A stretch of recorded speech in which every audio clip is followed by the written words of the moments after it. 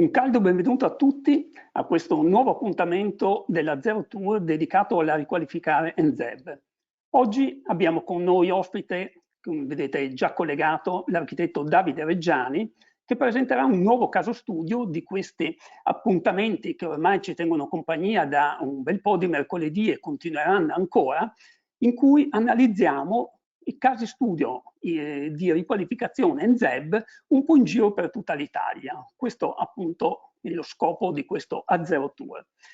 Io sono Ferdinando Gottard della redazione della rivista Zero. A0, per chi non la conoscesse, è una rivista che si occupa proprio di edifici NZEB e di edifici a bassissimo impatto ambientale.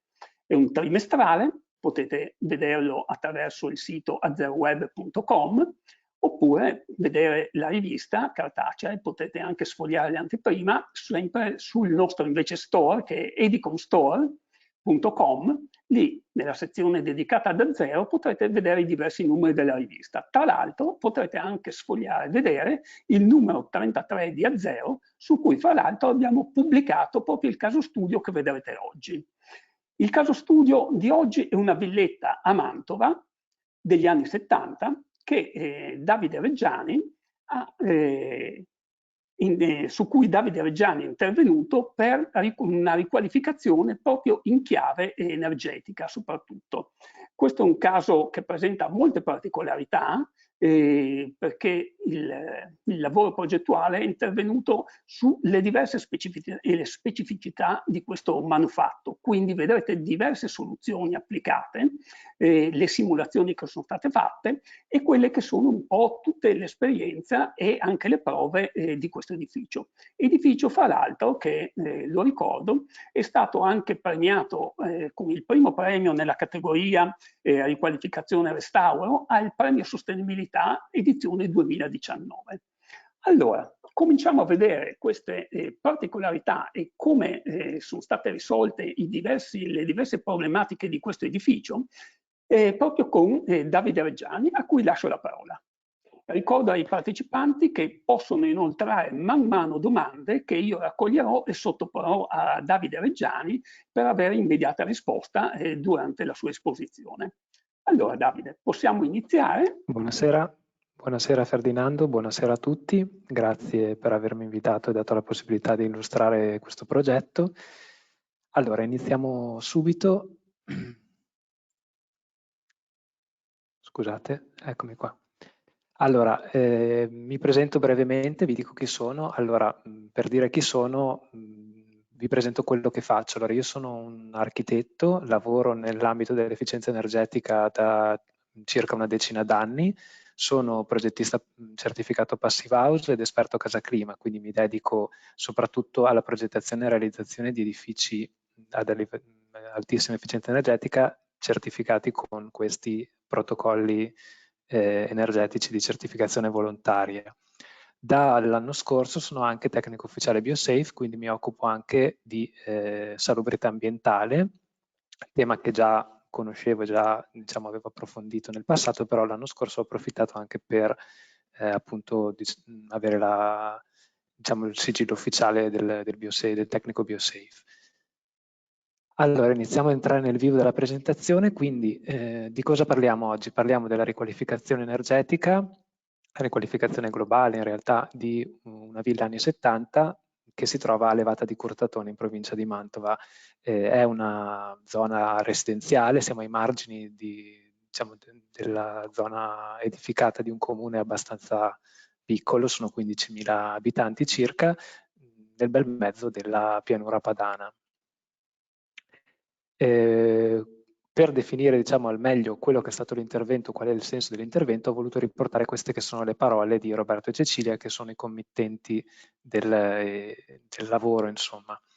Sono una coppia giovane di circa 40 anni con 2 figli e quindi loro avevano la necessità di ristrutturare questo manufatto, che è la casa di famiglia situata a pochi chilometri da Mantova, che aveva come pro ampi spazi interni, quindi diciamo una buona vivibilità e un bellissimo giardino.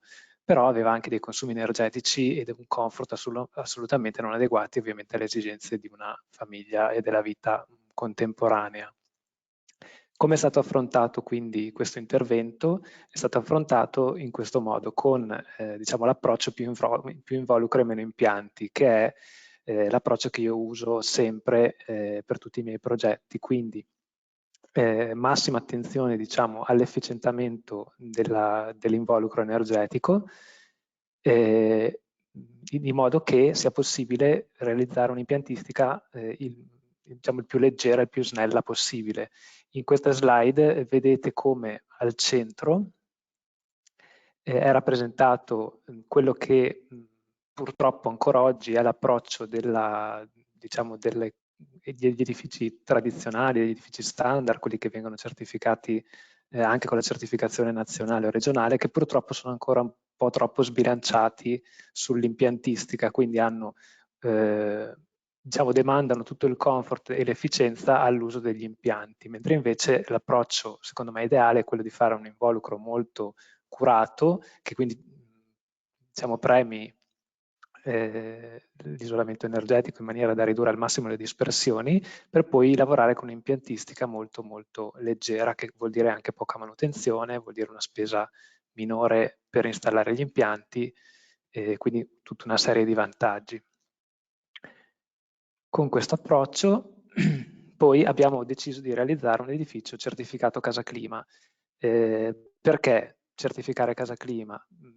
Perché diciamo, il protocollo Casa Clima, così come anche il protocollo Passive House, hanno tutta una serie di vantaggi che ho cercato di elencare in questa slide. Prima di tutto garantiscono comfort e benessere all'abitazione con un sistema, diciamo una procedura di progetto e di realizzazione certificata, controllata, garantita, quindi un'efficienza energetica reale, una qualità costruttiva verificata, un controllo della fase sia esecutiva che progettuale e quindi alla fine i risultati garantiti, che sono ovviamente un vantaggio sia per il cliente finale, ma sono un vantaggio anche per il progettista, perché lavora all'interno di un protocollo, all'interno di un sistema strutturato e diciamo che dà la garanzia di avere veramente dei risultati, che l'edificio funzioni veramente come è stato progettato sulla carta.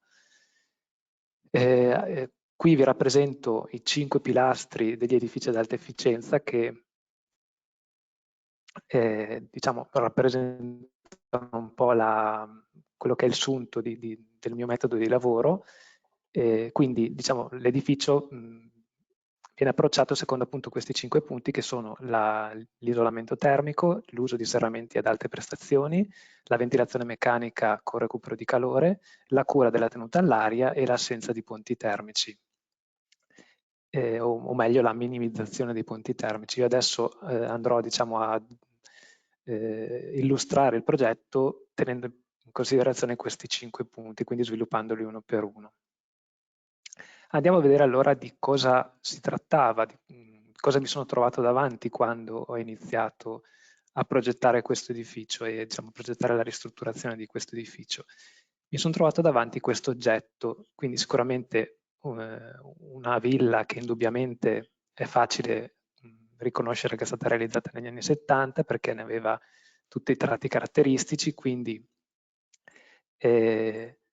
dei balconi aggettanti, come spesso accade in questi edifici, qui ce n'erano molti, un piano seminterrato e un piano diciamo rialzato, quota di circa 1 metro rispetto al piano di campagna, questa è una caratteristica abbastanza comune di questi fabbricati, un ingresso anche qui con diciamo, questa scala di ingresso per raggiungere la quota di entrata, quindi anche questo è un elemento caratterizzante, e poi vabbè, la presenza di alcune logge. Qui vedete che l'edificio in realtà è un edificio bifamiliare perché è collegato con questa porzione che è un'altra casa gemella che è di proprietà dei genitori dei miei clienti, sul quale però non si è intervenuto. Un'altra caratteristica è il fatto che la copertura, il tetto, era stato rifatto di recente, è stato rifatto nel 2013, quindi c'era una copertura nuova rifatta con un manto in lamiera aggraffata, quindi anche di un certo pregio, che poi alloggiava in questa posizione, in questa falda sud, che adesso non si vede, insomma qua sopra, un impianto fotovoltaico che però è tutto a servizio del fabbricato dei genitori, che avevano approfittato diciamo, del conto termico quando c'erano gli incentivi per realizzare un grosso campo fotovoltaico. Questa caratteristica ha fatto sì che io abbia deciso di non intervenire sulla copertura, quindi non ho potuto isolare la copertura e ho dovuto, diciamo, l'ho dovuta considerare come un vincolo, insomma, anche per l'intervento sul piano mansardato che poi vi spiegherò. Quindi questo ha, diciamo, imposto di lavorare dall'interno per tutti, diciamo, gli isolamenti riguardanti le coperture e anche il piano mansardato per non andare a interferire con il manto di copertura nuovo e l'impianto fotovoltaico. Qui ci sono alcune foto degli interni, ovviamente gli interni insomma erano allo stato di origine. E ecco, queste sono alcune viste della mansarda, quindi il piano mansardato era praticamente abbandonato, era un ripostiglio, vedete che è sempre stato lasciato al grezzo, non è mai stato abitato, e c'era questa scala abbastanza bizzarra, per cui era tutta aperta sul vuoto del vano scala che invece proviene dal piano seminterrato al piano rialzato, e quindi questo ha fatto sì che, diciamo, io sia intervenuto rifacendo completamente le scale. Questo perché, allora torno un attimo indietro, scusate, ecco.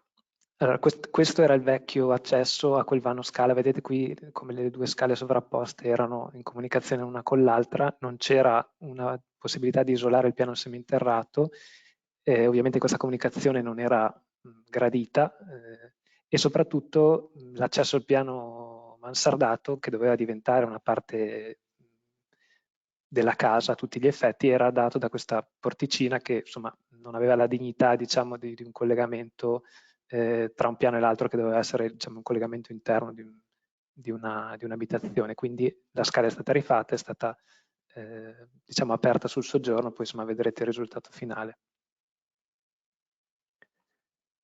Quindi andiamo avanti. Ok, come vediamo allora qual è stato l'approccio progettuale diciamo, alla ristrutturazione di questa casa?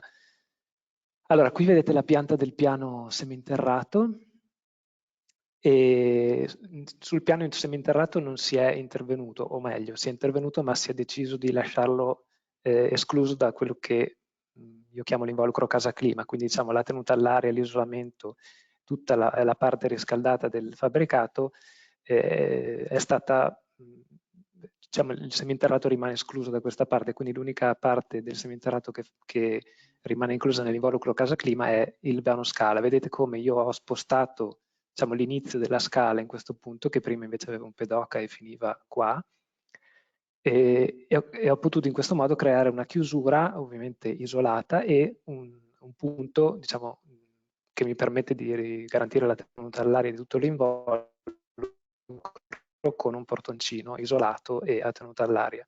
Quindi diciamo questa parte della scala è stata completamente avvolta da un cappotto che poi vedremo, anche il pavimento verso terreno è stato isolato, il resto del piano seminterrato invece sono autorimessa e locali di servizio, c'è una sala multiuso che utilizzano per la musica, lavanderia, cantina, insomma. Quindi è stata esclusa, diciamo, dalla parte appunto dall'involucro casa clima, dall'involucro isolato, nonostante comunque qua vedete che il cappotto che poi è stato realizzato esternamente è stato fatto scendere anche in questa porzione di muro fino diciamo, al pavimento, poi lo vedrete meglio nella sezione. Adesso vado un attimo rapidamente alla sezione così capite subito di quello che sto parlando.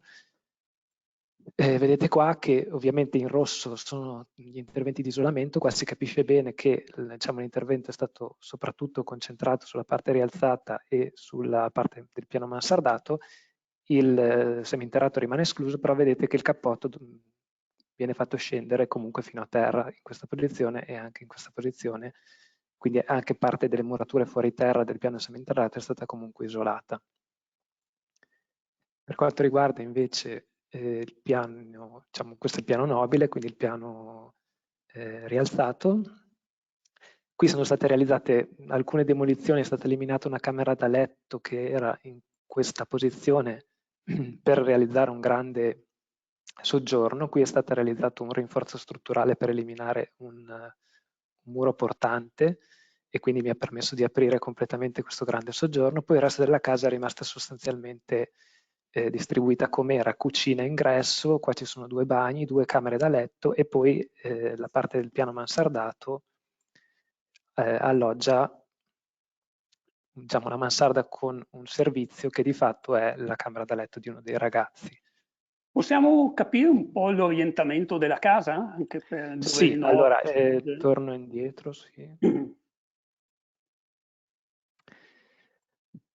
Allora, la facciata sud è questa, non è propriamente sud perché è girata di circa 20 gradi, comunque questa è la facciata sud, questa quindi è la facciata est e questa è la facciata nord. A ovest c'è l'aderenza, il fabbricato della casa dei genitori, che è questo.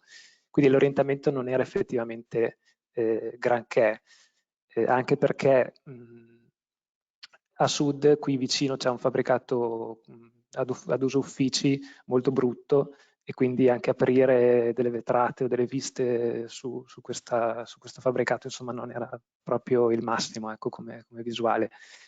Le aperture sono state mantenute abbastanza simili a quelle alle esistenti, diciamo. Sono intervenuto poco per non diciamo, generare troppi interventi sulle murature, che comunque sono murature portanti. Questo non l'ho detto, ma il fabbricato è realizzato a muratura portante di Porton, un Porton, diciamo, di primi che c'erano, metà degli anni 70, comunque di buona fattura. La struttura era sana, era solida, non c'erano umidità, non c'erano particolari problemi, quindi comunque la casa era stata mantenuta anche bene.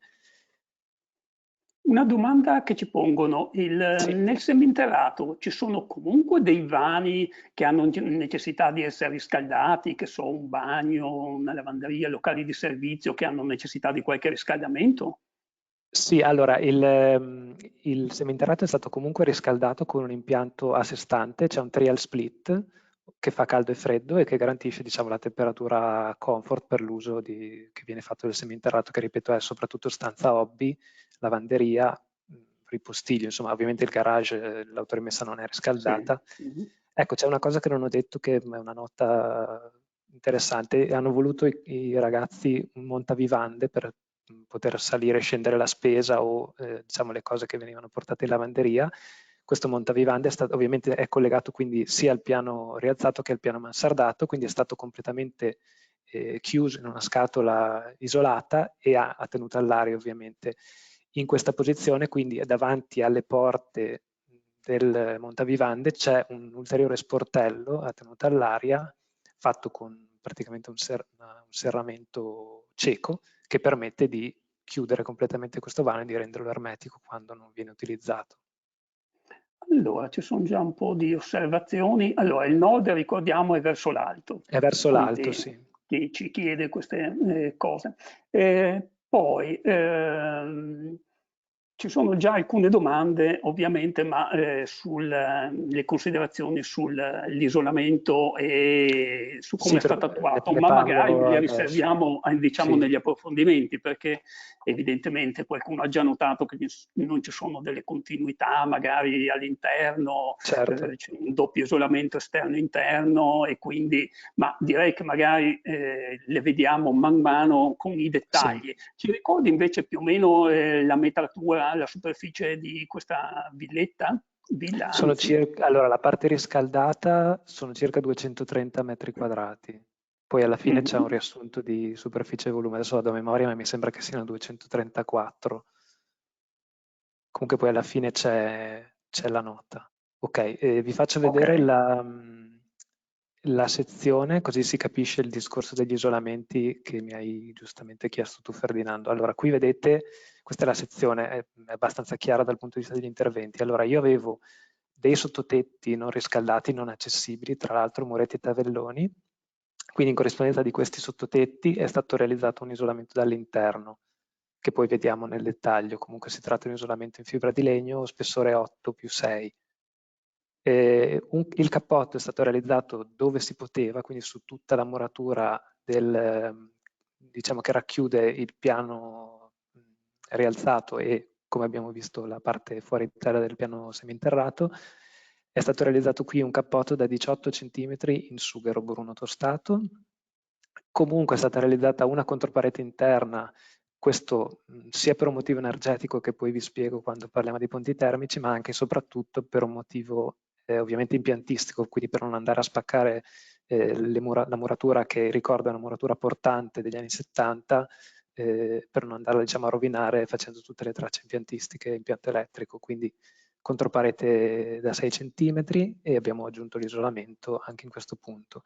Poi è stato fatto un isolamento verso il seminterrato, quindi sia la parte di autorimessa sia la parte che comunque è riscaldata allo stesso modo.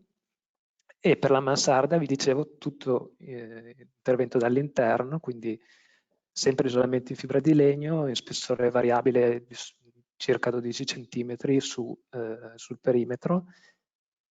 Questa copertura, così come anche questa, era già in parte isolata, quindi c'era già comunque un po' di isolamento, un materassino isolante anche discreto, perché mi sembra che fossero 10 cm di XPS, adesso vado a memoria, perché quando è stato rifatto il manto in lamiera comunque avevano fatto un piccolo intervento di isolamento, quindi qui veniva comodo intervenire dall'interno senza utilizzare spessori, diciamo, esagerati. Ecco, poi comunque c'è il dettaglio di tutte queste cose.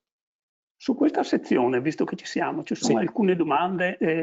Ad esempio, il solaio controterra non è stato isolato? Allora, è stato isolato, sì, però non facendo parte, diciamo, dell'intervento Casa Clima qua non è rappresentato. Qui Ah, ok. perché allora, il progetto, diciamo, che è stato un po' modificato poi nel corso del tempo. Inizialmente i clienti mi avevano detto no, non ci interessa lavorare nel seminterrato, lasciamo stare, teniamolo così com'è, ci lavoreremo magari in seguito. Poi alla fine, andando a lavorarci, già che c'era il cantiere, poi visto che comunque avevamo fatto delle demolizioni perché abbiamo realizzato delle sottofondazioni per quel rinforzo strutturale di quale vi ho parlato prima, alla fine abbiamo deciso di rifare comunque anche tutto il pavimento del piano interrato e abbiamo aggiunto un isolamento da 6 cm in poliuretano, stiferite GT. C'è un isolamento fra le parti, sempre nel piano seminterrato, fra le parti, ad esempio, tra il garage e le No, altre stanze? No? no, no. È stata una scelta?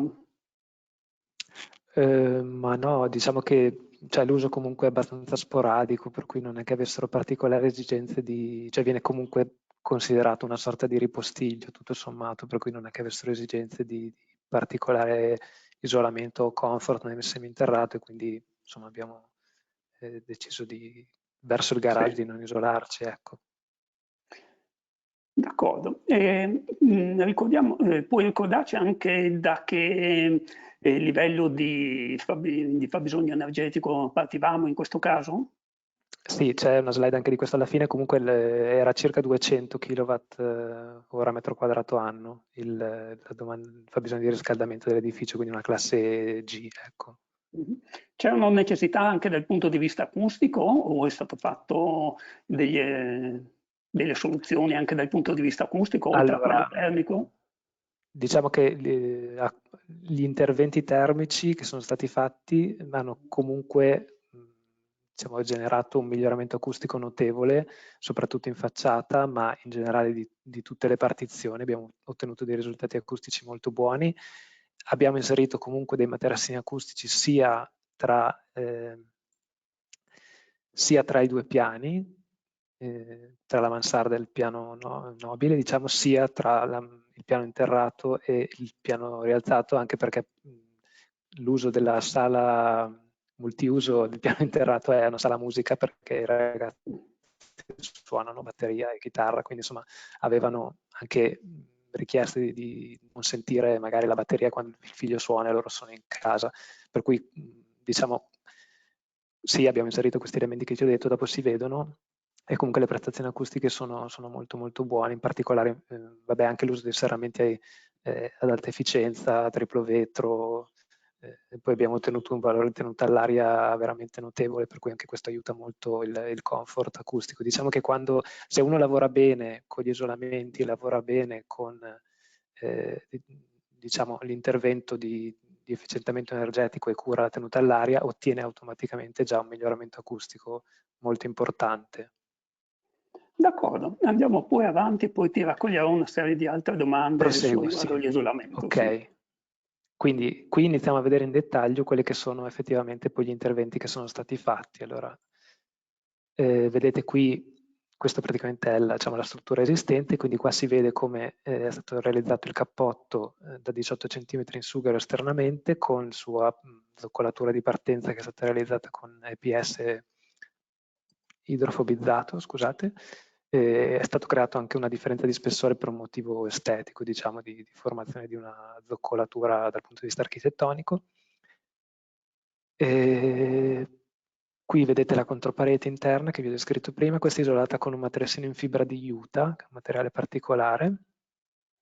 Allora, vedo ci sono già un po' di domande, visto che siamo anche su Sì, questa sezione. Qui abbiamo già visto che ci sono quindi diversi tipi di isolante, a parte quelli dello zoccolo, che è una soluzione insomma usuale.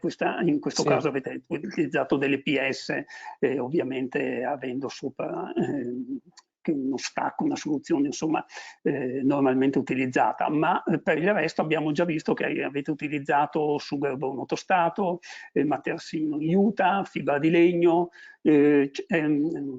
L'orientamento verso materiali naturali era una scelta legata alla committenza, Sì, oppure allora, diciamo i ragazzi sono molto attenti alle questioni di salubrità ambientale, l'utilizzo di materiali naturali, quindi mi avevano già richiesto e diciamo si sono rivolti a me anche per questo motivo, perché sapevano che io lavoro con piacere con questi materiali, pur ovviamente non disdegnando i materiali sintetici quando è necessario utilizzarli, perché insomma ci sono occasioni per tutti i materiali, non è che un materiale sia buono o cattivo a prescindere, però insomma quando si può io cerco sempre di consigliare l'utilizzo di materiali naturali e qui abbiamo fatto una scelta attenta anche a livello di finiture, tinteggiature, pavimenti, poi ve ne parlo alla fine, c'è una diapositiva specifica che parla proprio della salubrità, anche un po' per riallacciarmi alla questione che dicevo all'inizio della certificazione BioSafe. Questa casa ovviamente non è certificata BioSafe, però diciamo le attenzioni c'erano già, anche perché questa casa, il progetto è del 2017, quindi il protocollo BioSafe ancora non era stato, diciamo, sviluppato in quella data, però insomma comunque io già mi interessavo di queste cose e ho cercato di riversare tutte le mie conoscenze in questo progetto. Quindi sì, la scelta di materiali naturali è stata voluta, indirizzata da me, ma voluta soprattutto dai clienti, anche perché volevano, diciamo, il meglio, il massimo per i loro figli, in tema di salubrità ambientale. In questo anche ovviamente la scelta di certificare quindi l'edificio Casa Clima, dotarlo di un impianto di ventilazione meccanica controllata, tutte cose che poi vi spiego nel dettaglio tra poco. Se avete un attimo di d'accordo. pazienza, Sì, sì, proseguo e vi andiamo faccio avanti direi vedere con i dettagli, direttamente così le vediamo. foto, esatto, le foto di cui vi ho appena parlato. Quindi qua vedete la realizzazione del cappotto in sughero, dettaglio del profilo di partenza in PVC che realizza lo stacco della zoccolatura. Vedete alcuni dettagli della realizzazione sempre del cappotto, quindi l'utilizzo dei nastri autoespandenti BG1 quando era necessario, quindi l'incontro con, per esempio in questa posizione, con lo sporto di gronda esistente, quindi qua è stato realizzato una sigillatura tenuta a vento e acqua battente, sigillature 3 monoblocchi e il profilo di partenza, quindi insomma è stato realizzato con molta attenzione. In questo devo ringraziare anche l'impresa di costruzioni che ha lavorato in maniera veramente egregia.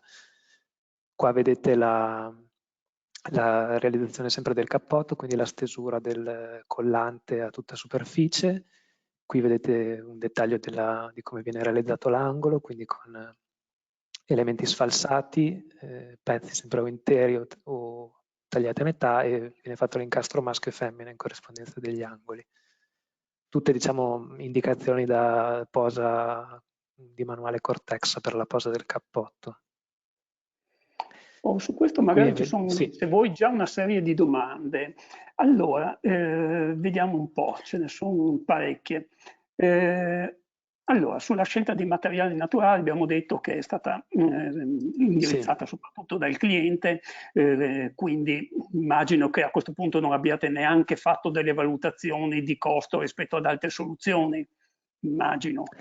Allora, c'è un aneddoto in questo senso che ti avevo già raccontato e ve lo riferisco. Il cliente mi ha detto, qual è secondo te il miglior materiale per realizzare un cappotto? Io gli ho detto, secondo me è il sughero, e quindi mi ha detto, va bene, allora utilizziamo il sughero perché se tu ritieni che sia il materiale migliore, sicuramente va bene quello, quindi non si è posto particolari problemi a livello di costo. Avevamo comunque valutato la possibilità di utilizzare l'EPS, di utilizzare la lana di roccia, però diciamo una volta che ci si discosta dal materiale sintetico, secondo me vale la pena andare sul sughero, che secondo me è uno dei migliori materiali che c'è. E in effetti qui abbiamo ottenuto, al di là insomma, del discorso materiali naturali, del fatto che non è sensibile all'acqua, che comunque è un grosso vantaggio rispetto magari a una fibra di legno, per esempio, abbiamo ottenuto dei risultati, come ho detto prima, sia acustici veramente eccellenti, cioè si nota effettivamente la differenza tra una casa isolata con un cappotto in sughero rispetto a una casa isolata con un cappotto in EPS, anche in spessori maggiori che io ho fatto. Il comfort acustico in questa casa è spettacolare, e anche per quanto riguarda la prestazione estiva, effettivamente abbiamo notato che c'è un comfort estivo molto molto elevato, e secondo me questo è imputabile in parte anche al fatto che comunque il sughero è un materiale che ha una densità molto più elevata dei materiali sintetici e ha un calore specifico elevato, quindi insomma ha una buona protezione dall'onda termica estiva. Nella sezione che ci avevi mostrato, molti hanno Sì, notato questa differenza, ad esempio, di spessore tra l'EPS e il sughero. È una scelta voluta per sì, ragioni, diciamo, ve l'ho detto prima, architettoniche. sì, è principalmente una questione architettonica. Il fatto che non Lo siate vedete qua. che non abbiate utilizzato il sughero fino al livello del marciapiede, ma avete lasciato questa fascia in XPS, è legato a qualche motivo, visto che il sughero non dovrebbe avere grossi problemi Sì, di esatto, umidità o altro. esatto. È un motivo prettamente cantieristico, diciamo. Cioè, l'impresa mi ha detto, guarda, dovendo acquistare il sughero in due spessori, se mi avanza dello sfrido di sughero da 14 cm, poi faccio fatica a collocarlo in un altro cantiere. Se invece io realizzo la zoccolatura in EPS, sicuramente poi mi capiterà un altro cappotto dove avrò la zoccolatura in EPS e potrò riutilizzare eventualmente lo sfrido e le lastre che mi avanzano, e quindi gli ho detto va bene, insomma per me non c'è problema, facciamo pure così. Benissimo, proseguiamo. Ok, quindi qua vedete vabbè, quello che vi ho detto prima, quindi la zoccolatura, l'avete vista, lo stacco del profilo di partenza della differenza di spessore, un dettaglio del rompigoccia, quindi sono stati messi i rompigoccia dove necessari, sia nella zoccolatura, sia questo che è un elemento in aggetto che c'è in facciata, che poi vedrete, e poi i dettagli insomma, della rasatura, niente di straordinario. Ecco. Torniamo quindi sul dettaglio di prima, però vediamo adesso come è stato fatto il lavoro dell'isolamento del pavimento verso il seminterrato. Qui avevamo un po' di limiti di spessore perché non potevamo alzarci troppo, siccome poi già lavoravamo anche a soffitto e quindi saremmo andati a ridurre troppo l'altezza utile interna, e quindi ho optato per realizzare un isolamento da 4 cm in poliuretano, quindi in Stiferite GT. Poi è stato realizzato un massetto alleggerito che comunque è abbastanza isolante perché ha un lambda di 0,10 da 16 cm, dove è alloggiata tutta anche l'impiantistica della ventilazione meccanica, quindi mi servivano degli spessori generosi, e poi è stato realizzato materassino anticalpestio e massetto autolivellante con parquet. Qui vedete delle foto della realizzazione, cosa che non ho detto, è stato steso ovviamente prima di fare qualsiasi altra operazione sul solaio esistente che era stato portato al grezzo, quindi è stato rimosso tutta la pavimentazione e il sottofondo esistente, è stato steso un telo in polietilene che ha funzione sia di barriera a vapore sia soprattutto anche di tenuta all'aria, quindi è stato adeguatamente nastrato sul perimetro della muratura. E poi è stato posato sopra quindi il materassino da 4 cm in poliuretano, sul quale poi è stata fatta girare tutta l'impiantistica necessaria, quindi impianto idrico, qua vedete nella foto grande il bagno, quindi ci sono tutte le tubazioni del bagno, sia l'impiantistica della ventilazione meccanica. Ovviamente è stato fatto qui grande, devo dire di nuovo, insomma, grande merito sia all'idraulico sia alle imprese di costruzione, perché hanno realizzato tutte le code degli impianti alla cieca, tra virgolette, senza sapere dove, cioè, diciamo, sapevano dove sarebbero poi ci sarebbero poi state le tramezze diciamo, al finito, però non c'erano le guide del cartongesso per fare appunto da guida all'impiantistica, quindi è stato tutto tracciato sull'isolante e poste tutte le code, perché poi le tramezzature sono fatte appoggiare sul massetto autolivellante in cemento, questo per non andare a realizzare ponte termico, quindi non potevano essere poste in questa posizione, quindi interrompendo l'isolante e appoggiando sul solaio esistente, ma quindi sono state costruite a posteriori e per questo serviva, diciamo, avere tutte le code già pronte.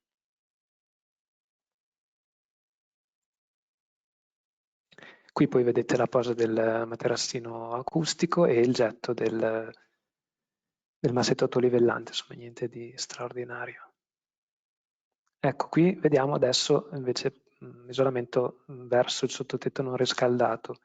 Allora, qui è stato usato un sistema di isolamento dall'interno realizzato da pannelli in fibra di legno, quindi c'è un primo strato di fibra di legno ad alta densità che è tassellato al solaio esistente, poi c'è un telo freno vapore igrovariabile e un secondo strato di materassino più leggero da 50 kg, sempre in fibra di legno, da 4 cm, no scusate, da 6 cm, no, da 4, ho sbagliato, dove è alloggiato anche poi la parte dell'impianto elettrico dove serve, insomma. Ho Mi messo fermo un questa attimo su immagine, sì, questa sezione perché qualcuno aveva già notato nella precedente che qui sì, siamo in prossimità del rinforzo strutturale dove avete eliminato una parete esatto. e come si vede qui in sezione il numero 7 vedo ci sono dei rinforzi in acciaio. Qualcuno aveva già notato che questa parte in acciaio non era isolata e ci chiedeva Sì, infatti come mai, e qui si vede fra l'altro anche un'interruzione nell'isolamento interno che teoricamente, visto che manca un isolamento proprio su questa parte in acciaio, teoricamente, insomma, ci fa notare qualcuno, potrebbe esserci un ponte termico con una esatto, esatto, esatto. discontinuità e un eventuale problema. Sì, sì, allora ho messo volutamente questa immagine proprio per andare poi ad analizzare anche questo dettaglio. Ve ne parlo dopo quando faccio l'appunto sugli ponti termici, perché c'è l'analisi dettagliata di questo ponte termico, quindi dove c'erano dei dubbi sono stati fatti ovviamente di analisi di elementi finiti dei ponti termici per trovare le soluzioni migliori. In questo caso non avevo la possibilità ovviamente di proseguire l'isolamento perché ovviamente dovevo fare un rinforzo strutturale proprio in questa posizione. Avrei potuto avvolgere con isolante questa, diciamo, il rinforzo strutturale in acciaio, ma vi faccio vedere dopo perché non l'ho fatto. Cioè è stata una scelta ovviamente calcolata e ponderata, insomma. Quindi qua vediamo le fasi realizzative di quello che vi ho descritto prima, quindi dell'isolamento verso il sottotetto non riscaldato, quindi qui c'è la posa del primo strato da 8 cm di pannelli in fibra di legno ad alta densità con interposti moraletti che poi servono per fissare la struttura dello strato seguente. Questa è la posa del telo igrovariabile tenuto all'aria. Qualcuno ci E poi chiede è stato... perché è stato posato il telo freno vapore tra i due isolanti e non sul lato caldo. C'è una domanda. Allora, è stato fatto, questo è un pacchetto studiato volutamente in questo modo, perché diciamo, gli 8 cm già mi garantiscono quello spessore di isolamento tale per cui posso mettere diciamo, il freno a vapore in questa posizione, perché sono già diciamo, abbastanza verso il caldo, per cui l'analisi della condensa interstiziale mi risulta superata. E poi, quindi, diciamo, metto il telo in questa posizione perché così posso fare tutta l'impiantistica libera, senza dover attraversare il telo, al sicuro, tra virgolette, nel secondo strato che è questo che vedete qua. Per cui qui c'è un secondo strato da 4 cm con i montanti da cartongesso tradizionali che sono avvitati a quei muraletti di legno che avete visto prima, quindi strutturalmente sono solidi. Ci sono le guarnizioni punto chiodo in tutte le posizioni, le vedete qua, in tutti i punti diciamo, di aggancio tra la sottostruttura da cartongesso e i muraletti superiori, quindi la tenuta all'aria la garantisco in questo punto con il telo e posso lavorare liberamente con l'impiantistica senza preoccuparmi degli attraversamenti, senza andare a sigillare ogni singolo attraversamento, che sarebbe un lavoro molto oneroso. Quindi è stato fatto per questo motivo.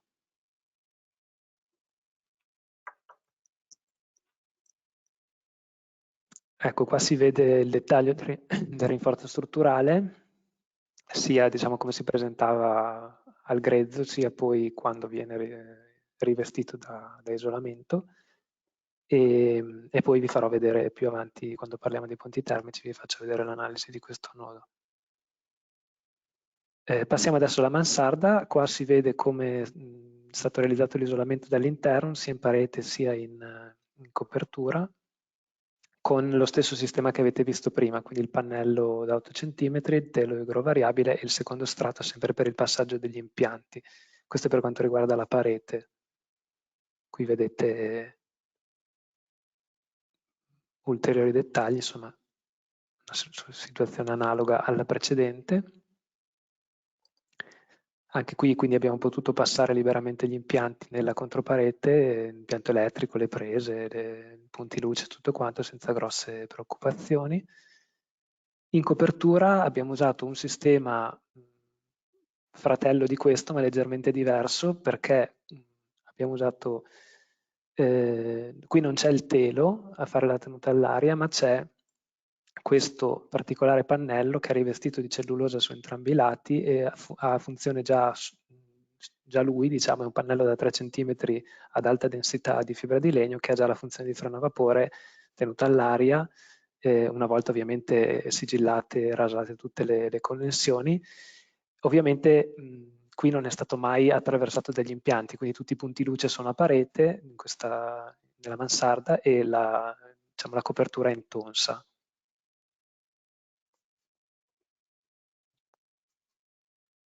I punti chiodo a cui accennavi prima sono ovviamente i punti di collegamento alla sottostruttura, ci chiede qualcuno. Sì, guarda, si vede qua per esempio.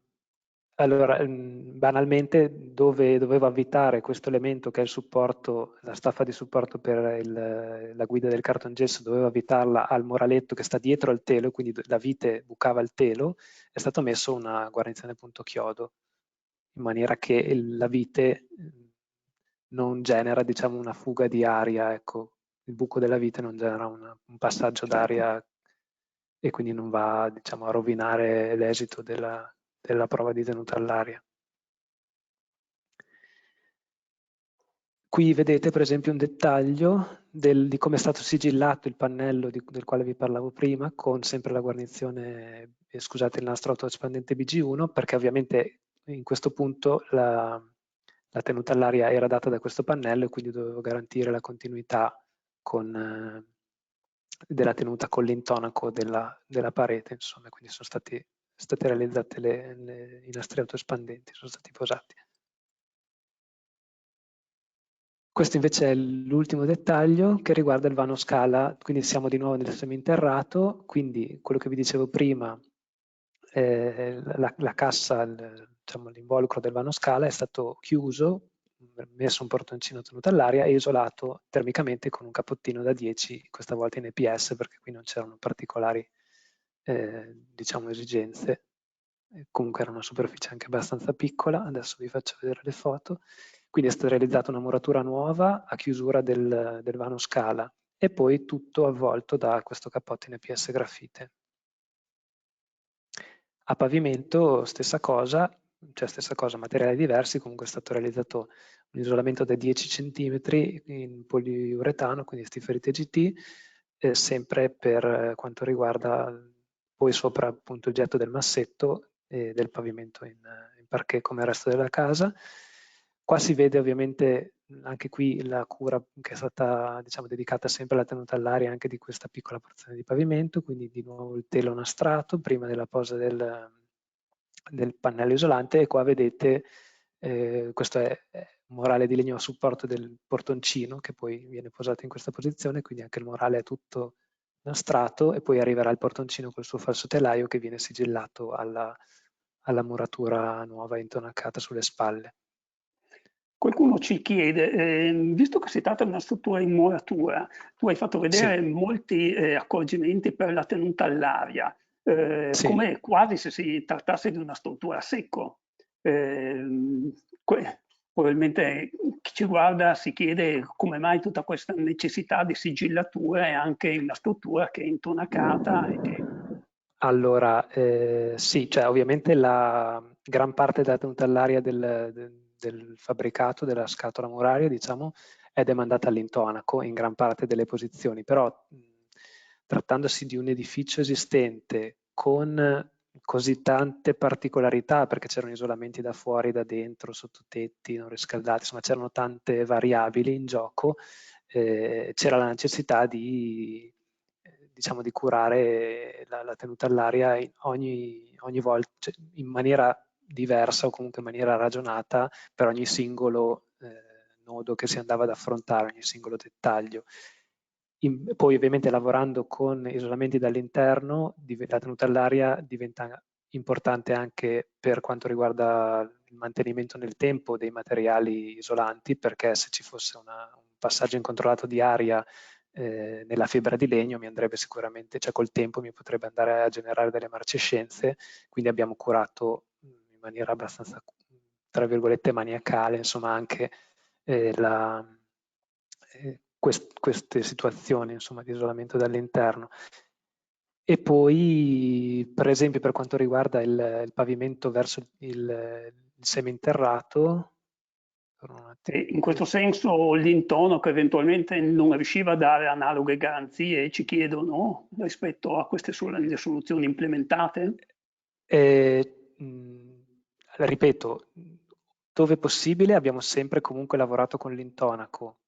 Poi vi faccio vedere dei dettagli di tenuta all'aria dell'intonaco. Comunque se vedete per esempio in questa foto, dove si poteva abbiamo comunque sempre lavorato con l'intonaco, quindi qua non ci sono particolari accorgimenti di nastratura o materiali speciali. Mi interessava però farvi vedere questo caso. Qui sotto io ho il solaio esistente portato al grezzo. Ovviamente io qui non potevo più diciamo, garantire la tenuta all'aria perché avevo portato il solaio al grezzo, quindi non avevo un massetto cementizio continuo, uno strato che diciamo, di materiale cementizio che mi garantisse la tenuta all'aria, quindi per forza dovevo farla con un telo. Avrei potuto sì fare forse un getto di massetto alleggerito autolivellante da 1 centimetro, 2 centimetri, per ripristinare la tenuta all'aria con questo materiale, ma sarebbe costato sicuramente molto molto di più. Quindi qui la soluzione più facile e più economica era quella di posare un telo che poi comunque mi serviva anche per la gestione del vapore, quindi come barriera vapore, quindi ha la doppia funzione. Però ripeto, dove è possibile, dove è logico, è sempre stata gestita con l'intonaco la tenuta all'aria. Su cui magari cioè, vi faccio vedere i casi particolari proprio perché si tratta di determinati punti specifici, ecco.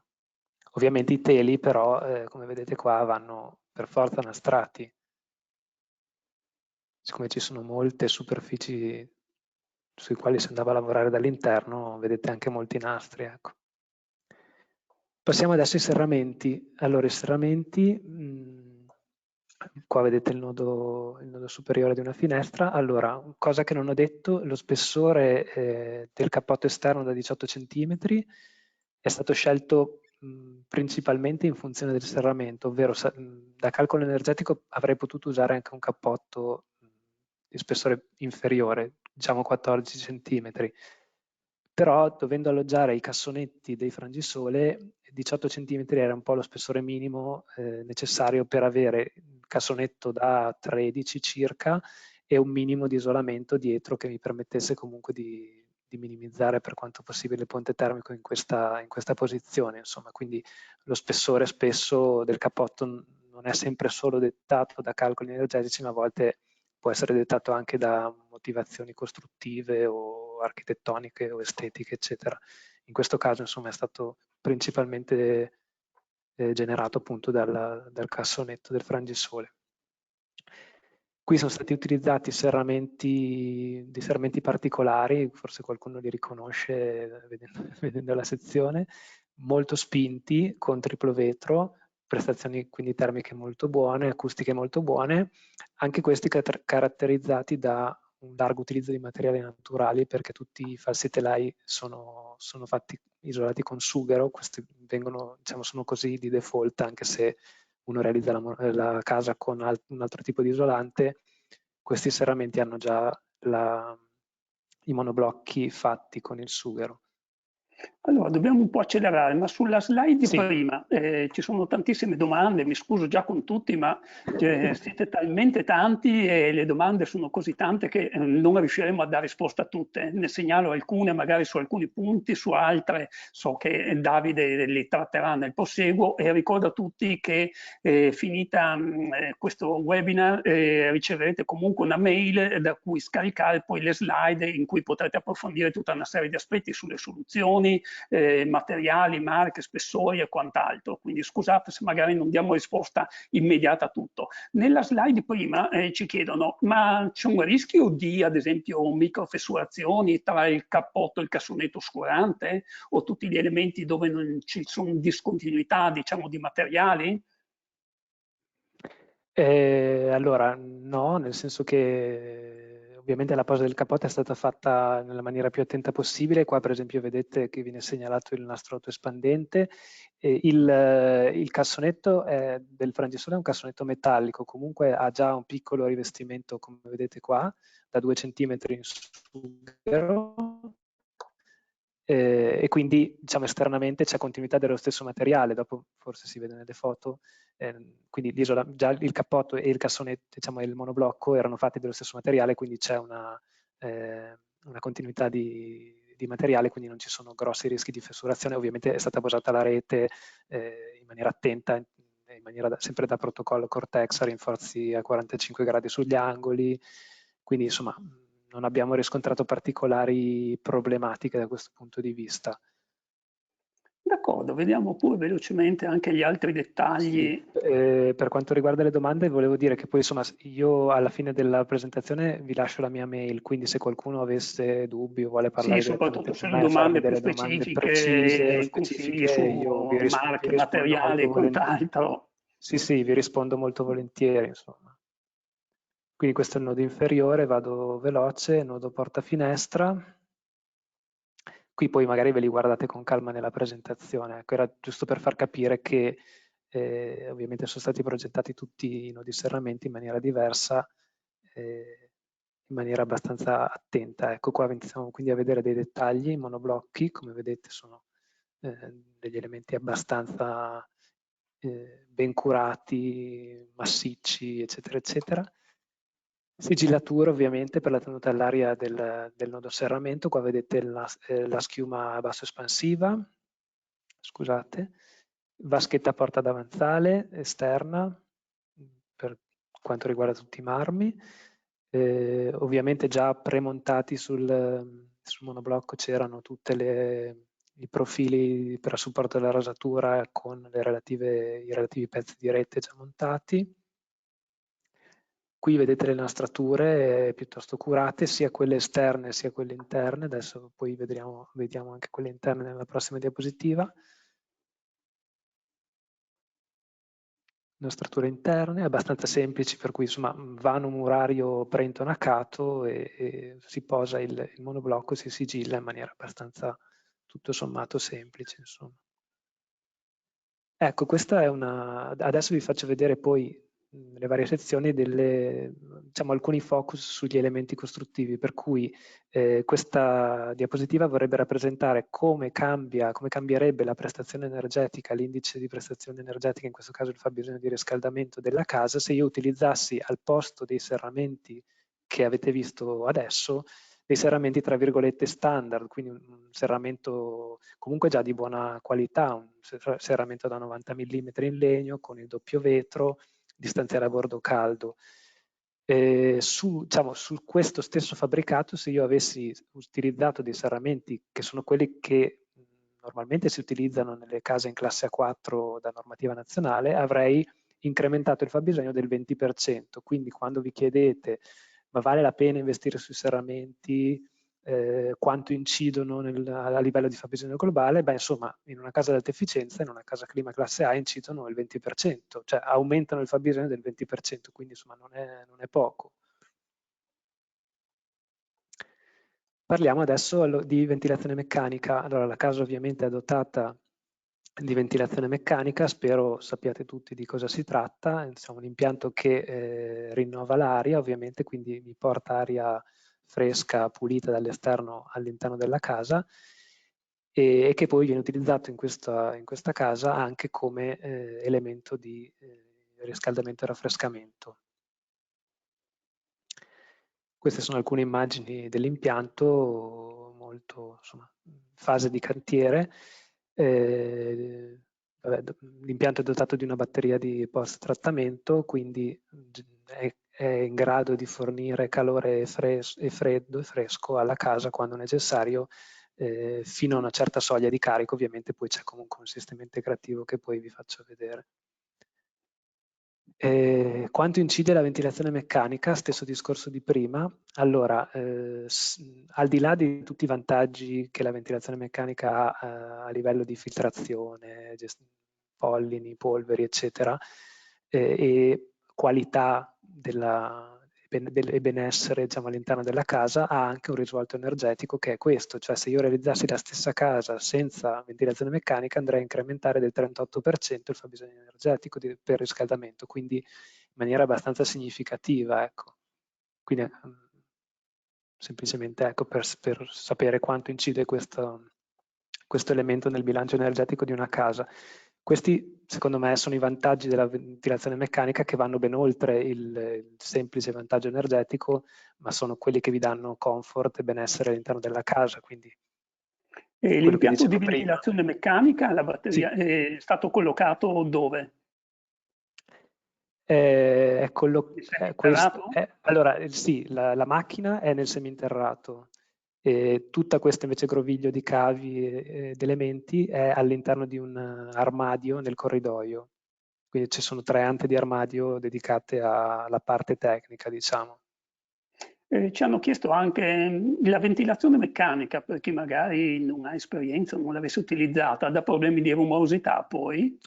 No, assolutamente no. Se è ben progettata e ben realizzata è assolutamente estremamente silenziosa e non si sente. Qui abbiamo usato ovviamente i tubi da 90 mm, questo è un consiglio che mi sento di darvi sempre, utilizzate sempre tubazioni da 90 mm, non da 75, perché questo aumenta la velocità dell'aria e di conseguenza aumenta anche un po' la rumorosità dell'impianto. Chiaro che l'impianto va realizzato bene da persone, insomma, che sanno come si lavora e va bilanciato bene. Quindi torno velocemente alla slide che vi dicevo prima, abbiamo detto filtrazione degli allergeni inquinanti. Mi interessa molto l'abbattimento degli inquinanti interni, perché la ventilazione meccanica ha anche questo grosso vantaggio, cioè spesso generiamo inquinanti all'interno della nostra casa perché cuciniamo, perché utilizziamo prodotti per la pulizia che comunque contengono per esempio formaldeide, oppure abbiamo dei mobili magari fatti con dei materiali che non sono proprio molto nobili e quindi magari sono dei multistrati, dei trucciolari che hanno delle colle, quindi emettono formaldeide, quindi la ventilazione meccanica ci garantisce anche lo smaltimento di questi inquinanti interni. Smaltisce ovviamente la CO2, quindi ci fa respirare aria sempre fresca e diciamo della miglior qualità possibile, e poi aiuta anche a gestire l'umidità, che in caso di ristrutturazioni può essere un grosso vantaggio. Insomma, a volte ci sono problematiche di umidità nelle case esistenti, quindi può essere una soluzione. Le condutture sono isolate? Le varie tubature? Sì, le mandate sono isolate, i ritorni no. Quelli che vedete qua sono i ritorni. Sì, sì, sono isolate. Perfetto. Dopo forse c'è qualche immagine Allora, vedo che siamo degli arrivati impianti. all'Hour Test. Ok, tenuta all'aria, vado veloce, insomma, mi interessava solo farvi vedere 2 video velocissimi da 30 secondi che fanno capire un po' a tutti che cos'è la tenuta all'aria, anche a chi magari non ne ha mai sentito parlare o non, insomma, la visualizzano comunque in maniera molto, molto chiara. Questa è un'immagine del Blower Door Test che è stato fatto quando la casa era al grezzo. Abbiamo ottenuto un risultato finale del blower finale di 0,21, quindi un valore molto molto basso, ampiamente al di sotto del limite casa clima, quindi tutti quegli accorgimenti che avete visto prima hanno portato poi ovviamente ad un risultato eccellente. Vi faccio vedere questo video, spero che funzioni, sì.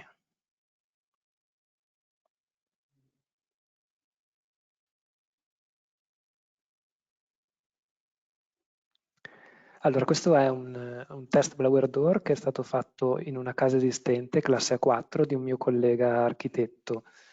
Quello che si vede è il fumo generato con la macchina del fumo, diciamo, spruzzato all'esterno della casa. La casa è messa in depressione tramite appunto l'apparecchiatura blower door che avete visto prima, e quindi il fumo va a evidenziare quali sono i passaggi di aria non desiderati.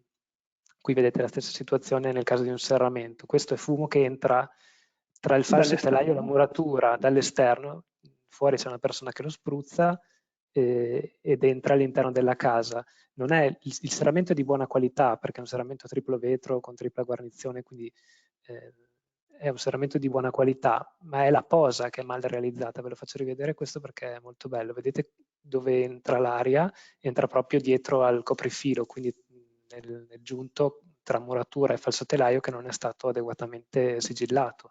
Questo vuol dire d'inverno spifferi, vuol dire discomfort, vuol dire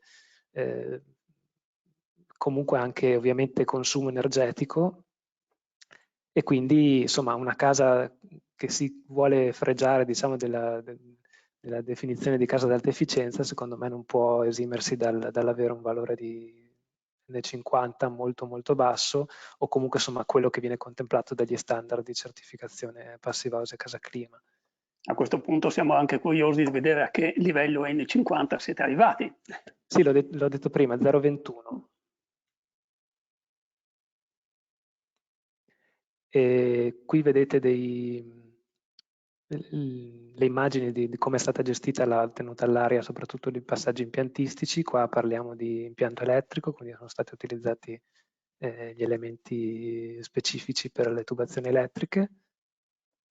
Altre immagini, a volte è stato fatto con gli elementi specifici, a volte è stato fatto semplicemente con del nastro, perché poi gli operai stavano acquisendo manualità mano a mano che lavoravano, e quindi poi alla fine le facevano loro direttamente a mano.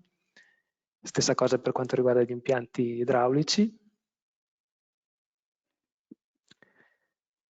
Qui di nuovo altre immagini sempre degli impianti idraulici sigillati sul telo. Una cosa molto importante è, diciamo, che si vede in tutte le immagini, è come vengono distanziati gli impianti. Quindi una cosa fondamentale è non realizzare un fascio unico di tubi, perché sennò diventa veramente difficile sigillarlo, ma fare una disposizione ordinata dei passaggi impiantistici in maniera da poterci girare intorno e da poterli sigillare in maniera anche poi tutto sommato abbastanza semplice.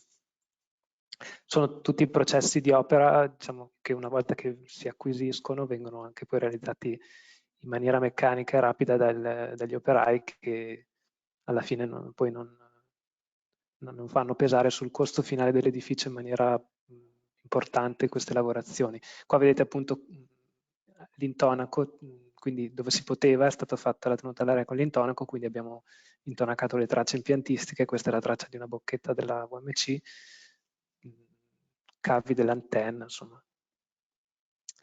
Quanto incide quindi la tenuta all'aria nel bilancio globale del fabbricato? Anche qui insomma, incide abbastanza, il 24%. Questa è semplicemente la differenza tra una casa realizzata bene e una casa realizzata non così tanto bene, insomma. Questo valore 50 di 4 sono valori che noi abbiamo rilevato, che ho rilevato insieme ai miei colleghi. Abbiamo fatto una campagna di prove su edifici in classe A4 qui della provincia di Mantova, e abbiamo rilevato valori medi che oscillano tra il 3 e il 4, a seconda se gli edifici hanno tetto in legno, tetto in laterocemento, determinate caratteristiche costruttive.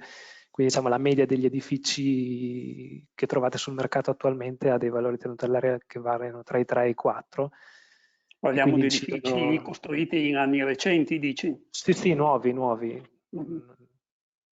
Edifici nuovi che si fregiano, diciamo, del titolo di edificio ad alta efficienza, almeno per quanto riguarda la normativa nazionale, ecco.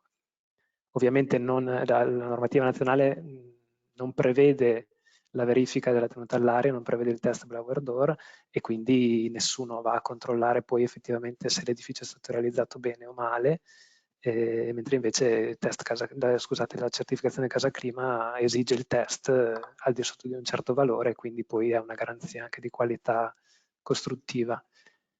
Qui vedete cosa succede quando non si cura la tenuta all'aria, quindi non è un vezzo, non è una cosa semplicemente da manuale o da calcolo energetico, ma è richiesta anche e soprattutto perché se non viene fatta in maniera adeguata crea gravi danni alle strutture. Quindi quello che vi dicevo prima, materiali, soprattutto quando si lavora con i materiali naturali, adesso questa è una lana di roccia in realtà, comunque insomma le infiltrazioni d'aria che creano poi accumulo di umidità vanno a generare immediatamente marcescenze e danni alle strutture, e quindi anche e soprattutto per questo motivo deve essere molto curata la tenuta all'aria. Qua vedete classici spifferi di un tetto in legno mal realizzato che poi vanno a generare formazione di muffe, addirittura licheni in questo caso, questo era un caso un po' esagerato.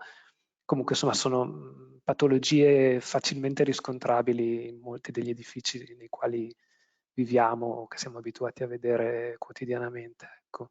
Serramento ovviamente è altro nodo molto delicato. Questa diciamo, è un'immagine di muffa che rappresenta quell'infiltrazione di fumo che vedevate prima nel video del serramento, insomma.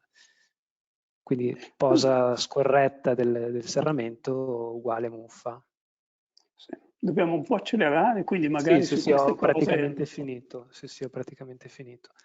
Vi parlo dei ponti termici. Ecco, questo, allora, prima vi parlo del ponte termico esterno e poi vi parlo di quel famoso ponte termico strutturale delle travi che avete visto prima.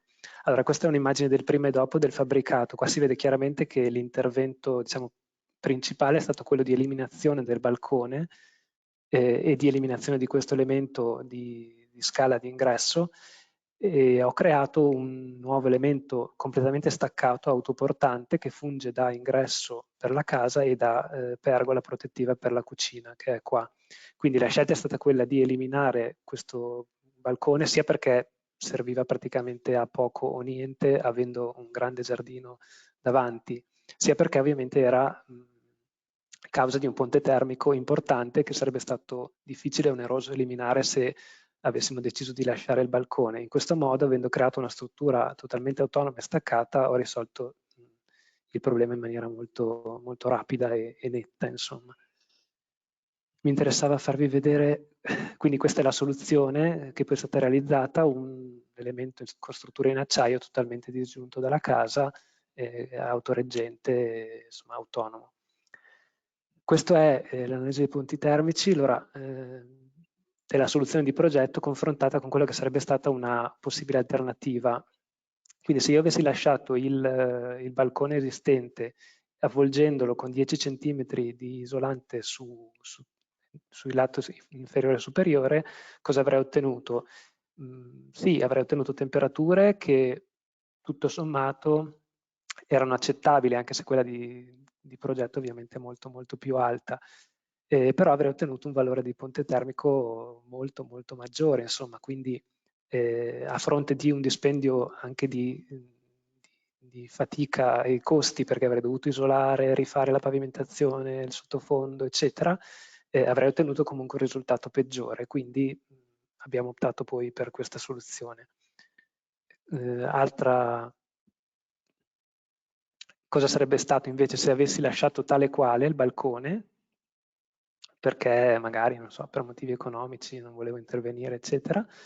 Qui sì che avrei iniziato ad avere qualche problemino di temperatura, soprattutto nel seminterrato, temperature basse, soprattutto diciamo, rispetto a quelle poi che sono state ottenute di progetto, e ovviamente un valore ponte termico molto molto elevato. Questo, al di là dei numeri, vuol dire comunque maggior comfort, maggiore sicurezza di non avere mai formazione di muffe, e quindi insomma è stata una scelta secondo me azzeccata.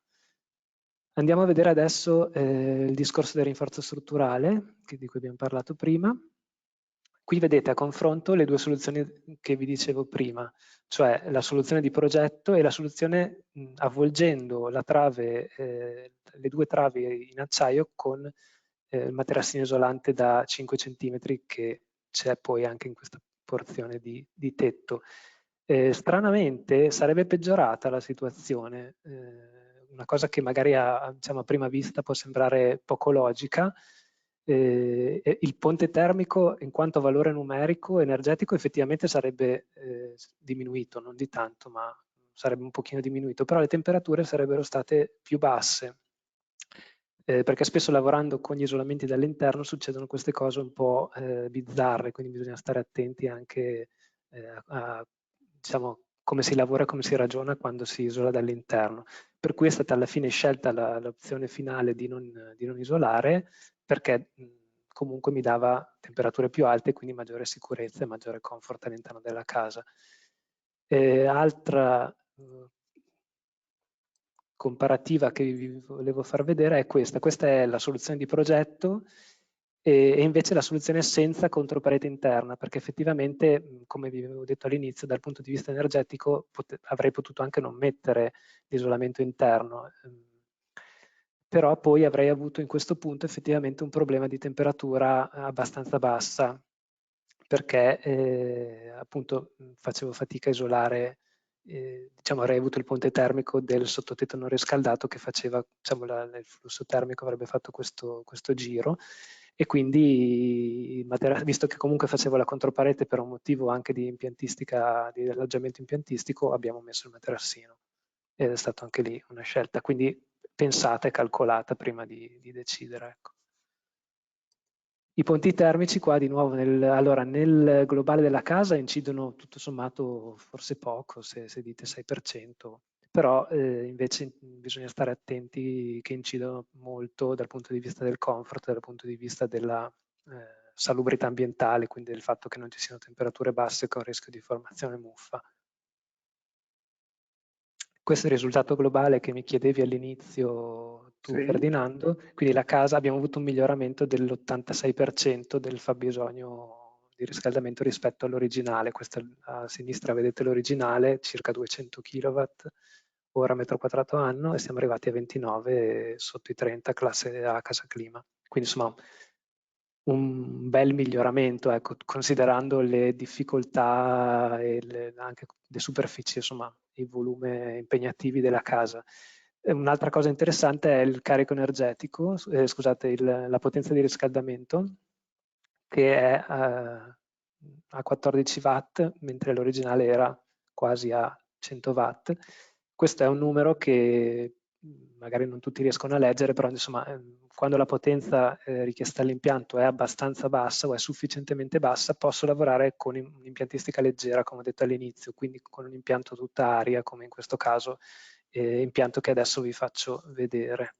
Infatti questo dà risposta anche a molte domande che si chiedevano, visto che avete rifatto pavimenti massetti, come mai non avete ad esempio adottato non c'è riscaldamento a pavimento. Sì, sì, sì.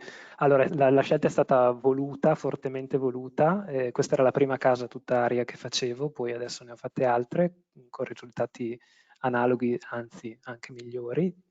Però insomma era per il discorso iniziale, più involucro e meno impianti, quindi spingiamo la casa per isolarla in maniera corretta, in maniera che sia possibile utilizzare un'impiantistica semplice, leggera, economica, con poca manutenzione, eccetera, eccetera. Quindi è stato scelto un impianto ad aria, completamente ad aria per questa casa, che si basa sulla ventilazione meccanica. Qua vedete lo schema, quindi la macchina è nel piano interrato come vi ho detto prima, e poi c'è la distribuzione con le mandate nel pavimento e le riprese nel soffitto, circa, poi in mansarda è un po' diversa la questione, comunque insomma la logica è quella. E poi l'integrazione è stata fatta con 4 ventilconvettori che sono questi che vedete qua. Allora, uno in mansarda, che quindi riscalda tutta la mansarda, e poi ce ne sono 3 nel piano rialzato. Questo serve le 2 camere da letto ed è un ventilconvettore particolare che ha la possibilità di differenziare i flussi e per quanto possibile le temperature nei 2 canali, uno per la parte cucina e uno per il soggiorno, che adesso non riesco a eliminare, è qua, scusate. Quindi insomma... 2 domande tra le tante: è Sì. possibile la regolazione stanza per stanza con una soluzione come questa d'aria? È fattibile? Ecco, allora, cioè nel senso è molto limitata, si riesce ad avere differenza di 1 grado tra una stanza e l'altra, però diciamo, quindi questo effettivamente è un po' il limite che possono avere questi impianti, se uno lo legge come limite, però vi assicuro che avere una temperatura omogenea in tutta la casa, soprattutto in estate, è una sensazione di benessere e di comfort veramente incredibile. Qui Nei si bagni riesce dove ad esempio ci può essere la sì, richiesta di una certo, temperatura maggiore invece? c'è un'integrazione con dei 2 scaldasalviette elettrici. Quindi i bagni hanno il loro termostato, c'è la possibilità di tenerli a una temperatura più alta in inverno e interviene lo scaldasalviette quando è necessario, diciamo, alzare la temperatura. Qui c'è una differenza di temperatura tra i 2 piani, perché il piano mansardato ovviamente ha circa 1 grado di temperatura di differenza rispetto al piano di sotto ed è un po' più semplice volendo differenziare le temperature. All'interno del piano invece rialzato praticamente la casa lavora sempre a tutta la stessa temperatura. Però vi ripeto, almeno per me questa cosa non è un limite, perché il comfort è molto elevato. Per coprire comunque quel fabbisogno che vedevamo di 14 watt per metro quadro, avete Sì, dovuto incrementare le portate e ci chiedono? no, no, no, Non no, genera problemi di secchezza dell'aria, ad esempio? no, no, no, no. La VMC lavora con 0,3 volumi, non mi ricordo se lavora 0,3, no, 0,4 mi sembra, diciamo comunque con l'impostazione di progetto normalmente lavora sempre alla velocità 2. La batteria di post, quindi la VMC, diciamo, garantisce circa il 40% del carico termico, quindi per gran parte delle ore di lavoro funziona solo la VMC, soprattutto in estate, scusate, in inverno vanno un pochino di più i ventilconvettori e i ventilconvettori coprono il picco. Ovviamente insomma, la casa è E, abitata in maniera costante, quindi le temperature rimangono costanti e in questo modo è abbastanza semplice gestire poi eventuali picchi, ecco. L'energia per la VMC, avete installato un impianto fotovoltaico? Sì, adesso rispondo alla domanda. Allora, tutto l'impianto è gestito da una pompa di calore, quindi il generatore di calore di tutta la casa è una pompa di calore da 11 kW, quindi non è neanche esageratamente grossa, vedendo le dimensioni che leggete qua della casa. Quindi questo è il generatore di calore che fa acqua calda sanitaria, fa funzionare i ventilconvettori in caldo e freddo e fa funzionare la batteria di post in caldo e freddo. Poi c'è un bollitore che è questo per l'acqua calda sanitaria da 800 litri, che sono tanti, però ci sono 3 bagni di cui uno con vasca in questa casa, quindi i ragazzi volevano poter farsi la vasca e successivamente una doccia almeno, e quindi abbiamo sovradimensionato il bollitore. Questo bollitore poi è stato collegato ai pannelli solari della casa dei genitori, perché i genitori avevano già un impianto a pannelli solari che d'estate fornisce fin troppa energia, quindi gli abbiamo dato la possibilità di staccare il bollitore dei genitori e caricare questo quando l'altro bollitore è, diciamo, soddisfatto. E basta, poco altro, l'unità interna della pompa di calore. Qua c'è un accumulo tecnico da 100 litri per l'estivo, quindi di acqua fredda, e basta. Quindi a livello impiantistico è abbastanza semplice. C'è un fotovoltaico, sì, da 4 kW che vediamo tra un secondo. Allora qua vedete di nuovo immagini dell'impianto, vado veloce. Questi sono i ventilconvettori, ovviamente prima di essere chiusi e nascosti alla vista dai cartongessi. ce n'è uno in ambiente, uno a parete che è questo in mansarda e gli altri sono a controsoffitto. Questa è l'unità esterna della pompa di calore e l'unità interna che è stata poi nascosta da questo elemento di pergola grigliato, insomma, per cui non si vede. E poi c'è l'impianto fotovoltaico che è questo. Allora è stata costruita una, diciamo, mentre si faceva l'intervento sulla casa dei figli, è stata costruita anche questa pergola che ha funzione di posto auto, sul quale sono alloggiati i pannelli solari. Si vede pochissimo, sono questi. Sono 12 pannelli se non mi sbaglio, e quindi danno, diciamo, questi sono a servizio della casa ristrutturata.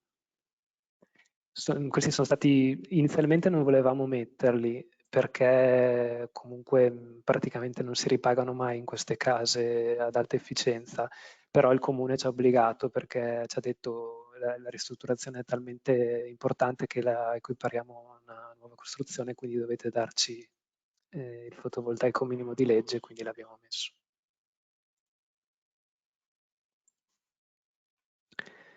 Basta una carrellata di immagini per quanto riguarda il risultato finale, quindi qua vedete gli esterni, questa è la pergola che vi dicevo prima che fa da porticato per la cucina e da ingresso, e un po' di immagini degli interni,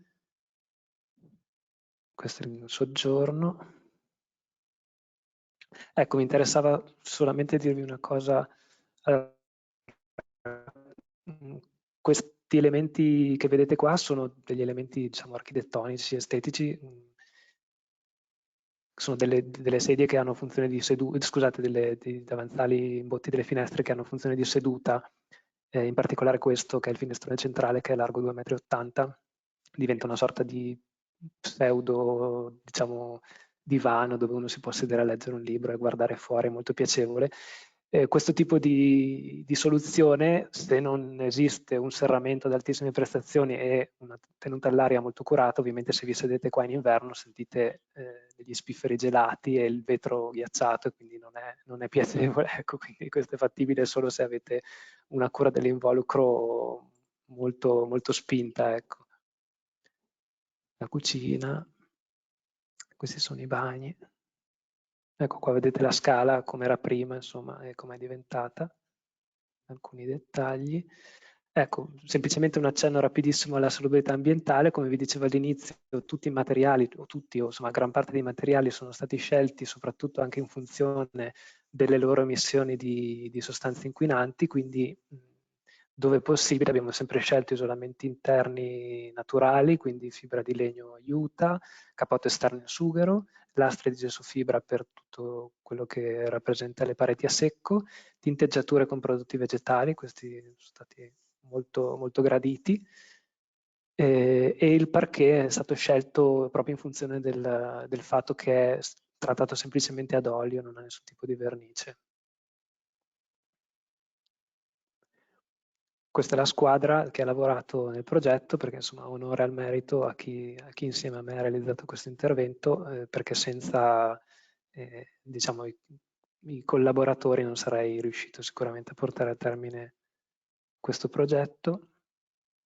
E vi lascio con una citazione dei clienti che secondo me riassume bene un po' il senso dell'intervento e l'obiettivo raggiunto.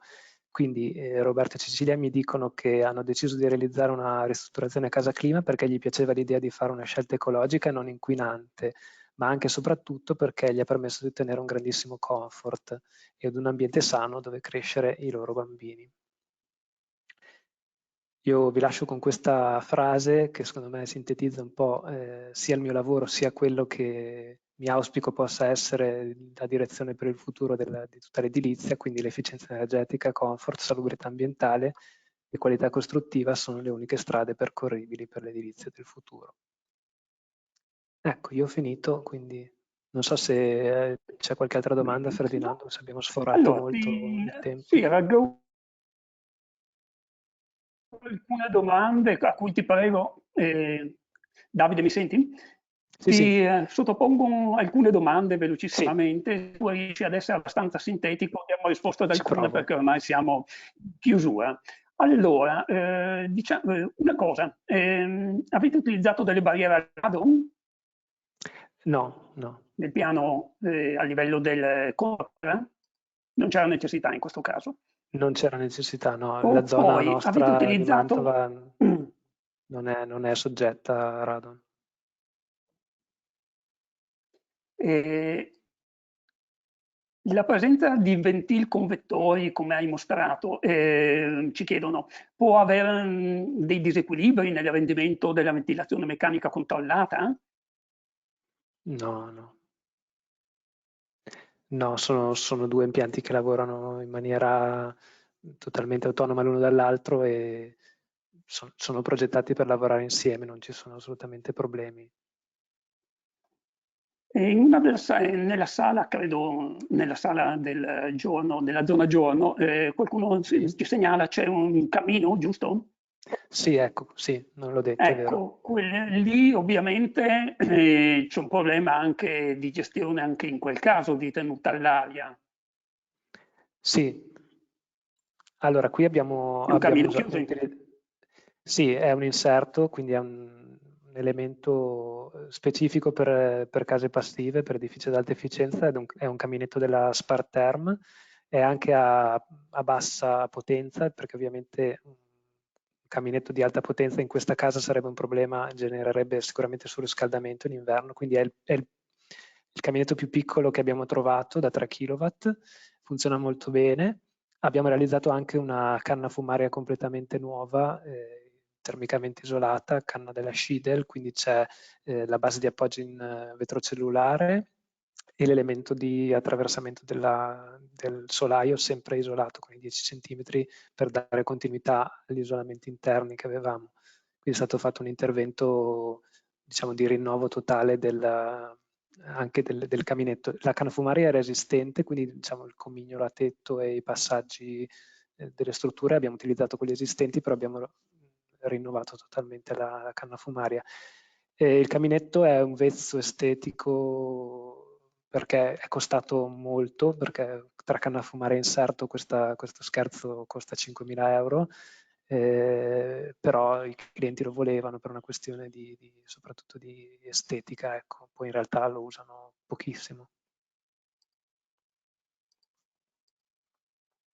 Benissimo, qualcuno ci chiede se anche sugli impianti, nel senso sia l'accumulo, molti sono sorpresi un po' dal dimensionamento dell'accumulo dell'ACS, ma anche della potenza della pompa di calore, si chiedono se era necessario, ma mi sembra che l'avessi già accennato a Sì, queste richieste ovviamente anche della famiglia e le dimensioni insomma della casa e l'utilizzo che ne viene esatto, fatto. esatto. Sì, sì, Allora, ripeto, d'accordo. ok, va bene. Possiamo andare anche verso le slide finali. L'ultima cosa, una domanda ovviamente che viene spesso in questi casi, anche se puoi fare un accenno eventuale ai costi a metro quadro, anche se in questo caso parliamo ovviamente di una villa di rilevanti dimensioni, insomma, in cui anche le scelte fatte puntano all'alta qualità e non al risparmio, Mhm. insomma. Sì, allora l'intervento è costato circa 1.700 euro al metro quadrato, tutto compreso, ovviamente, finiture comprese, e insomma il livello delle finiture è quello che avete visto nelle foto, e poi non vi ho fatto vedere i bagni, ma c'è, tutti i sanitari, vasca e piatti doccia sono in Corian, su misura, insomma c'è un livello, diciamo, di finiture abbastanza elevato, tutti i corpi illuminanti di design, a LED, eccetera. Comunque insomma siamo intorno ai 1.700.